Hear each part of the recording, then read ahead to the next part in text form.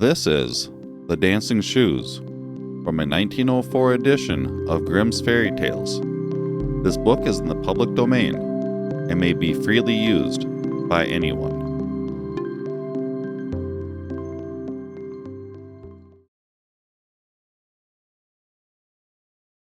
Welcome, everyone, to A Fuzzy World Reading Collective. Tonight, we will be reading out of Grimm's Fairy Tales, and if you want to read along with us, head on over to library.afuzzyworld.net and download the file today. Tonight, we are on page 125. Like I said, we will be reading out of Grimm's Fairy Tales, and tonight's story will be The Dancing Shoes.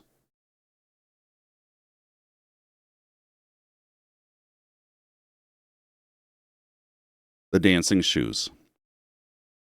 A king once had 12 daughters, and one was just as beautiful as another.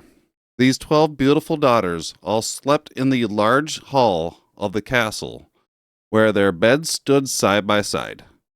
Every night when they went to bed, the door to the large hall in which they slept was locked and bolted by the king himself. Now, each princess had a pair of dancing shoes, which were to be worn when the king gave a dance. But it happened that no matter how many new pairs of dancing shoes the king gave to his daughters, the next morning, when he unlocked the door, he found the shoes all worn out in holes. There was not a wise man in the kingdom who could think how this happened, for no one could get out of the bolted windows and doors. At last the king said that whoever would find out where his daughters went in the night to dance and how they got out of the room should have one of them for his wife. But the king also said that anyone who had tried for 3 nights and then could not tell the secret of the worn-out shoes should give up his life.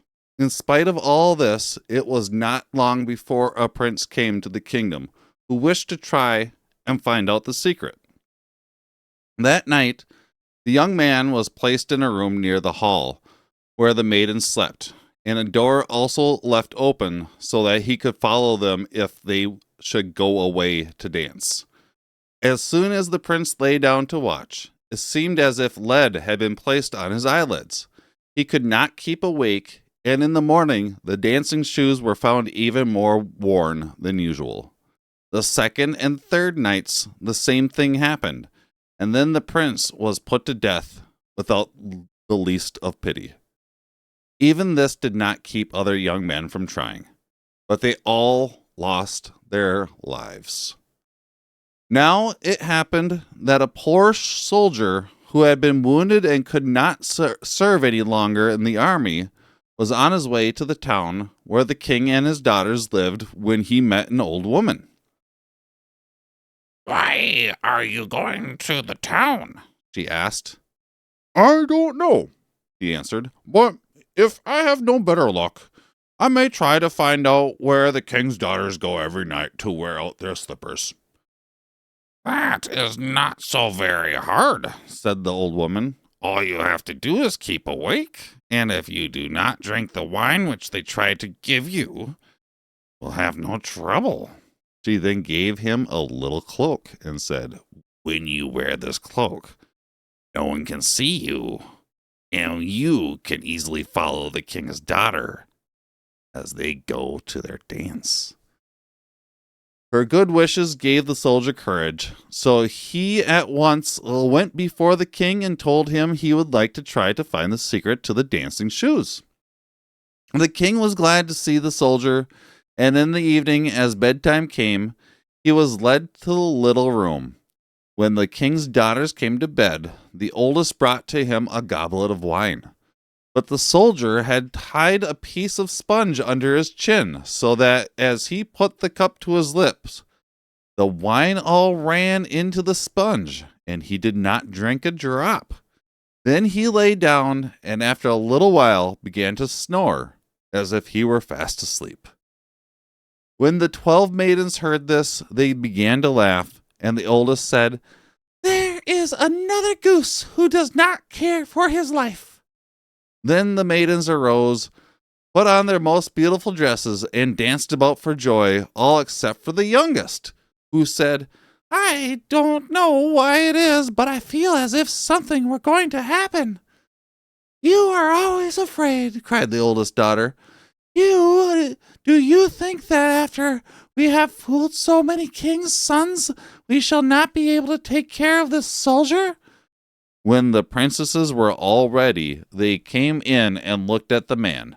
But he had his eyes closed tight, and he did not move, so they thought he was surely sound asleep.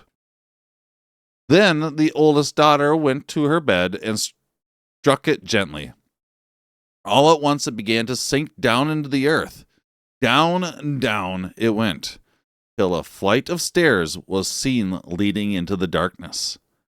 As the daughters of the king, one by one, went down these stairs, the soldier jumped out of bed, threw on his magic cloak, and followed them. About halfway down, he trod lightly to the dress of the last princess, which so frightened her that she cried aloud, What was this? Who was pulling my dress? Don't be foolish, cried the oldest daughter. Your dress I have caught on a hook or something.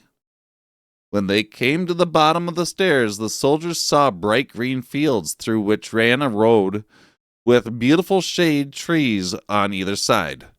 These trees and silver leaves, which shone and sparkled in the light of many lamps. Well, thought the soldier, I must take proof of all this to the king. So he broke off a branch with its sparkling leaves.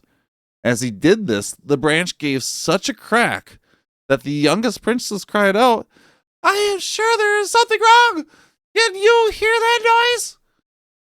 That was nothing, said the oldest sister, but a gunfire in our honor by the princes. They went on until they came to another street, where the trees had leaves of gold, and still farther they came to a third street, where the leaves sparkled with diamonds. From each of these trees the soldier broke off branches, and the youngest daughter, when she heard them crack, was again afraid. But the oldest sister still thought them nothing but guns.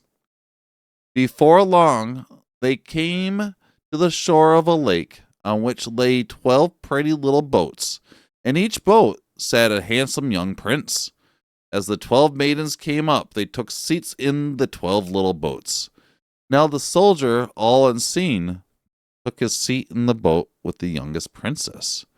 When the prince rowed away, he said, I do not see why this boat should row so hard. I cannot keep up with the rest. Perhaps you are not so strong as they, answered the princess, and the prince said no more.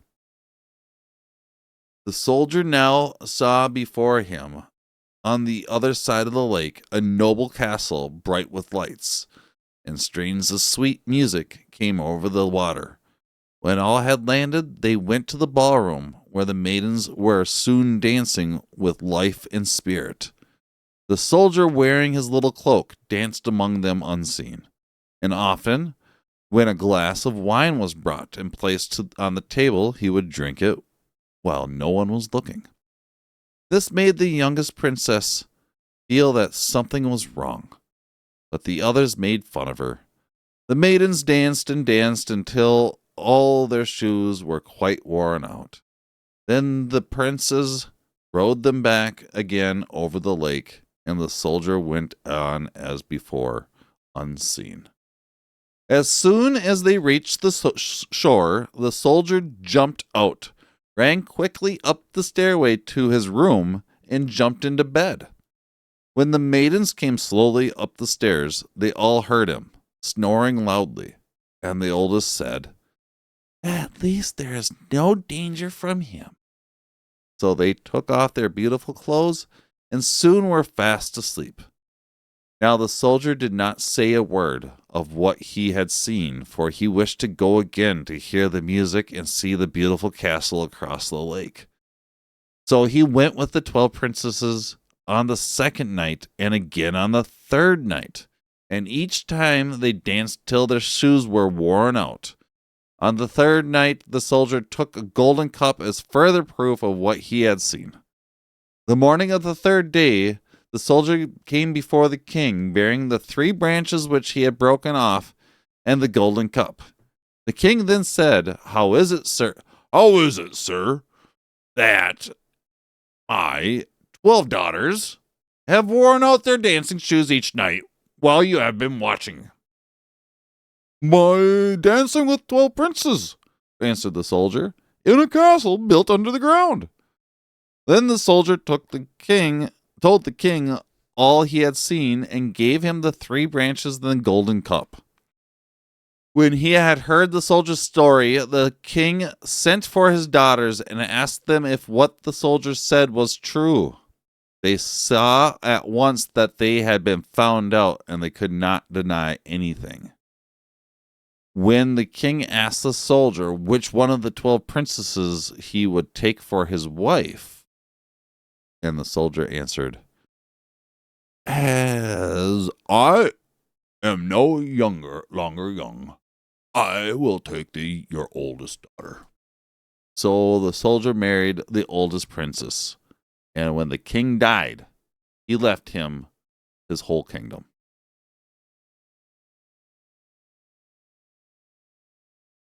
And that was the story of the dancing shoes. I hope you had a wonderful evening tonight with the Fuzzy Reading Collective.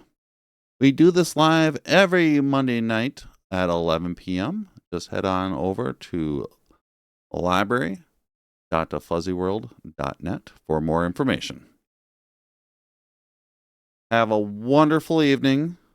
I love you very much, and we will see you in the future. Peace.